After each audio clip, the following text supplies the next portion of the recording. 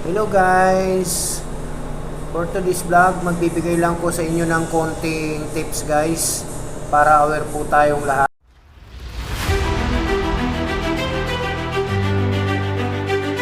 At iwasan po natin ang salitang ito guys para hindi tayo magkaroon ng vlog behavior. Dahil sa salitang ito at sasabihin ko sa inyo kung anong salita ito para aware po kayo nito. Para hindi nyo ito gagawin. At alam nyo ba mga idol, kapag nagkaroon kayo ng vlog behavior, hindi lang po 90 days ang aantayin nyo bago babalik ang inyong mga tools guys. At ang mahirap pa nito, pag nagkaroon ka ng vlog behavior, lahat talaga ng tools mo ay tatanggalin ni Meta guys. Kaya maging aware po tayo nito. At aantayin ang 90 days bago babalik ang mga tools mo guys. At yung iba pa, sobra pa sa 90 days guys bago bumalik. Dahil ito napakabigat na violation guys. Kaya guys, iwasan talaga natin na magbigkas ng mga sensitibong mga salita guys. Kunwari, nagla-live tayo o mag-upload tayo ng video, iwasan po natin yung mga sensitibong mga salita guys. Kaya iwasan po natin ito guys.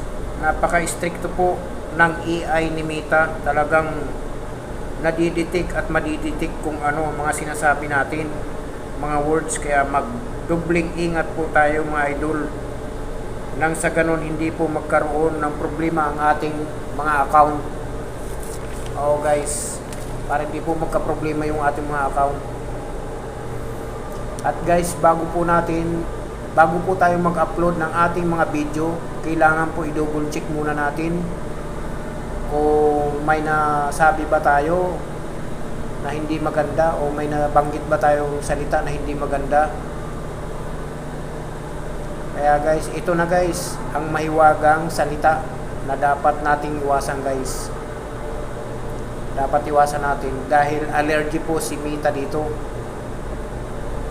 Baliktarin ko na lang po ang litra nito, sa ganun hindi po tayo magkaroon ng problema. Ayan po, basahin nyo po ng mabuti. Iwasan nyo po ito guys na may comment or bigkasin sa ating mga lives or video. Maraming salamat po. Thank you for watching. Follow for more. Peace.